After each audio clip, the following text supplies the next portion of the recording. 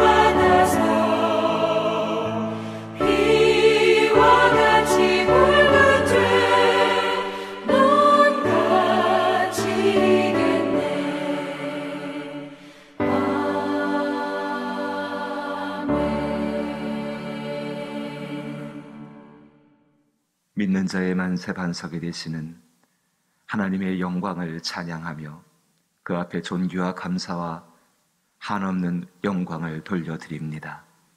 그 한없는 주의 영광이 오늘도 우리와 함께 하셔서 이 땅 위에 평안이 없고 기쁜 일을 참 만나기 어려운 시대 가운데에서 주 예수의 참사랑을 알아가는 삶이 되게 하여 주옵소서.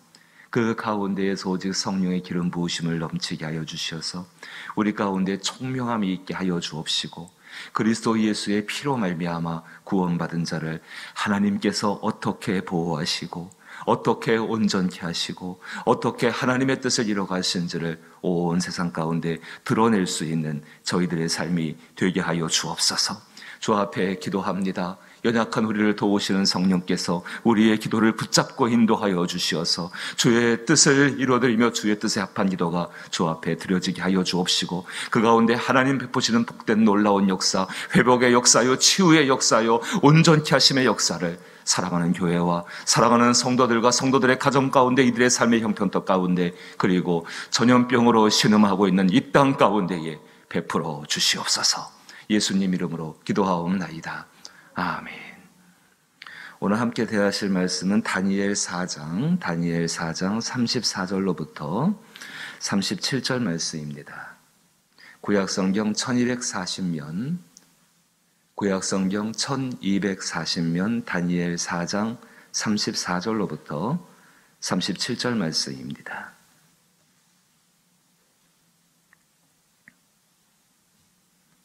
다니엘 4장 34절로부터 37절 구약성경 1240면 말씀을 한 절씩 번갈아 읽어봅니다. 제가 먼저 34절 읽습니다. 그 기한이 참에 나 느부갓네살이 하늘을 우러러 보았더니 내 총명이 다시 내게로 돌아온지라. 이에 내가 지극히 높으신 이에게 감사하며 영생하시는 이를 찬양하고 경배하였나니 그 권세는 영원한 권세요 그 나라는 대대에 이르리로다.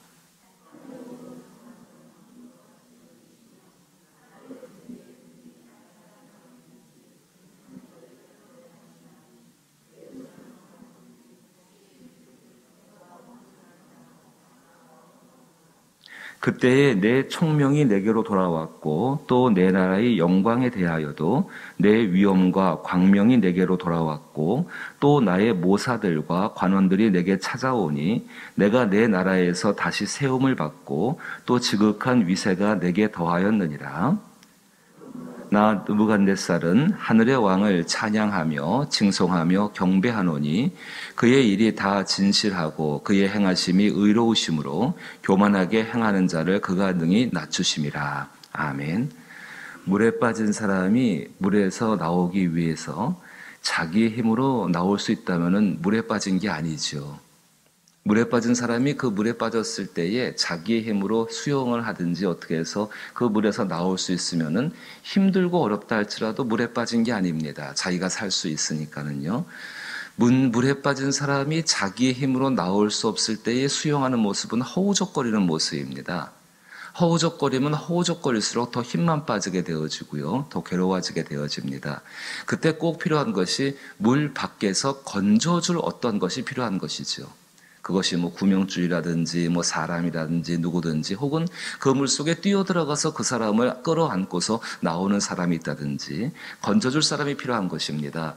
따라서 물에 빠진 사람이 물에 빠졌을 가운데 자기의 힘으로 나올 수 없을 때가 실패한 경우가 될 텐데 그 가운데에 도움을 청해야 합니다. 너무 상식적인 이야기 아닙니까? 도움을 청해야 합니다. 그 도움을 청할 때 어디에 청할 것인가? 적어도 자기를 건져줄 사람에게 청해야죠. 오늘 느부갓네살 보게 되니까는 하늘을 우러러 본다라고 이야기합니다. 기도하는 것이고 하나님께 도움을 청하는 것. 그 도움을 청할 때 어떤 마음이 있는가? 그는 하나님의 모든 주권을 인정하고 있습니다. 하나님께서 이를 건져내실 때에 어떤 방법을 쓰시는가가 참 중요하지요. 총명함을 회복시켜 주십니다. 어제도 말씀드렸지만 하나님께서 성령의 기름 부으신 가운데 우리에게 주시는 총명함은 그 일의 사리를 분별하는 총명이 아니라 인간적인 재성, 물에 빠진 사람이 내가 물에 왜 빠졌는지 이 물이 어떤 영향을 줄지 그걸 아는 것이 중요한 것이 아니라 거기서 건져내는 게 중요한 것입니다. 나를 건져주는 사람이 어떻게 할지를 아는 것이 훨씬 더 중요한 것처럼 정말로 그 일 가운데 행하시는 나의 삶의 현실 가운데 일하시는 하나님이 어떤 분인지를 알게 하는 것이 성령이 주시는 총명함이라는 것입니다. 총명함은 성령이 주시는 은혜지요. 성령 당신께서 총명의 영이십니다. 그 총명의 영이 우리 가운데 임하셨을 때에 그 총명의 영이 우리 가운데 임하셨을 때에 우리로 하여금 어떤 일을 하게 하시는가? 여호와 하나님을 경외하게 하시는 분이 그 성령님이 되시는 분이십니다. 우리는 그 성령님을 바로 알아야 합니다. 그 총명함을 통하여서 우리를 지혜롭게 하고 우리를 슬기롭게 하고 하나님이 주시는 은혜의 한 언저리지요. 그것이 중요한 것이 아닙니다. 그 총명함을 통하여서 여호와를 경외하게 하는 그것을 우리는 소망하고 바라고 그 길 가운데 있을 때에 정말 하나님의 사람으로서 실패 가운데 다시 재기하여서 성공할 수 있고 낙심 가운데 일어날 수 있고 어떤 어려운 가운데서 그것이 심각한 병의 문제라 할지라도 심각한 환난의 문제라 할지라도 심각한 인생의 실패의 문제라 할지라도 인생의 수치와 좌절과 한 걸음 나가서 사망의 문제라 할지라도 그 가운데에서 그 총명으로 말미암아 그 가운데 일하시는 하나님을 알므로 말미암아서 우리의 삶은 새로워질 수 있다라는 것입니다. 오늘 말씀 보게 되니까는 36절 말씀 가운데에서 하나님께서 그 총명함을 부어주시고 그 총명을 말미암아 회복되어지는 여러 가지 것들을 이야기합니다. 자, 36절 말씀 먼저 보시면은 그때에 내 총명이 내게로 돌아왔고 또 내 나라의 영광에 대하여도 내 위엄과 광명이 내게로 돌아왔고 또 나의 모사들과 관원들이 내게 찾아오니 내가 내 나라에서 다시 세움을 받고 또 지극한 위세가 내게 더하였더라. 하나님이 회복하시는 것입니다. 그렇다면 이제 우리가 이 말씀을 가지고서 한번 거꾸로 한번 생각해 보십시다. 이 느부갓네살 왕이 하루아침에 잃어버린 것이 무엇인가? 정말 그가 실패한 것이 무엇인가? 어떤 것을 잃어버렸는가? 그 36절 말씀을 뒤집어 보시면은 그가 잃어버린 것을 쉽게 알 수가 있습니다. 무엇이 첫 번째 잃어버린 것이 총명이 내게 돌아왔다. 총명을 잃어버린 것이죠. 가만히 생각해 보게 되니까는 하나님께서 느부갓네살 왕을 온 세계를 정복하는 정복의 왕으로 세우시고 그를 사용하실 때에 어떤 것을 가지고 쓰게 하셨는가? 하나님이 어떤 분인지를 아시는 그 총명을 가지고서 하나님께서 그 일을 하게 하셨다는 것입니다. 또 뒤로 돌아볼까요? 내 나라의 영광. 느부갓네살 왕 나라는 있는데 이제 자기의 나라가 아니라 그의 영광도 잃어버렸습니다. 내 위엄과 광명. 이거 얼마나 사람이 찾고 정말 소중히 여기는 것입니까? 이것도 잃어버렸습니다. 나의 모사들과 관원들이 내게 찾아왔다. 자신에게 있는 관원들과 모사들이 자기를 떠났습니다. 자기를 버렸습니다. 자기를 무시합니다. 내가 내 나라에서 다시 세움을 받고 그는 자기의 나라를 잃어버렸고 자기가 서 있던 자리를 잃어버리게 되어집니다. 지극한 위세가 내게 더하였더라. 정말 왕으로서 온 세계를 호령하는 왕으로서 있었는데 그 모든 위세가 아무것도 아닌 것이 되어져 버리고 그 위에 33절 말씀처럼 느부갓네살이 응함으로 내가 쫓겨나서 소처럼 풀을 먹으며 몸이 하늘 이슬에 젖고 머리털이 독수리 털과 같이 자라고 손톱은 새의 발톱같이 되었더라. 자, 사랑하는 성도 여러분, 이 모든 것을 회복하게 하시는 것이 어디 있습니까? 총명입니다. 그 총명이 어떻게 느부갓네살한테 임하게 됐는가를 살펴보시는 게 더 중요하겠지요. 물에 빠진 사람이 어떻게 그 자기를 구원하는 사람의 손길을 붙잡았는가를 생각하는 것처럼 말입니다.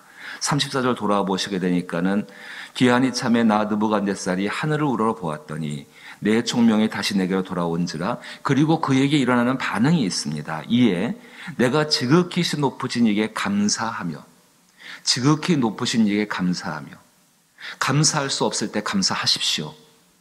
그게 지금 우리의 삶 가운데에서 아니 우리의 일생 가운데에서 지극히 높으신 이에게 감사하는 것, 하나님께 감사하는 것, 이것이 구원의 손길을 붙잡는 첫 번째의 모습입니다. 두 번째 모습 보게 되니까는 영생하시는 일을 찬양하고 경배한다 이야기합니다. 내 상황이 좋으면 찬양하고요. 내 상황이 편안하면 예배하고 경배하고 그게 아니죠. 마땅히 찬양하고 마땅히 경배해야 합니다. 나의 감정과 나의 상황에 따라서 경배하고 찬양하는 것이 아니라 하나님은 찬양받기에 합당하신 분이시고 경배받기에 합당하신 분이시고 존귀함 여기기 받기에 합당하신 그분이십니다.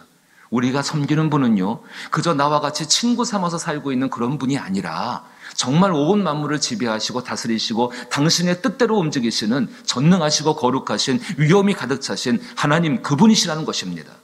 코로나19의 상황으로 인하여서 우리 심령 가운데 정말 강력하게 회복될 것이 무엇인가? 하나님이 어떤 분이신가? 우리는 그렇게 알아왔습니다.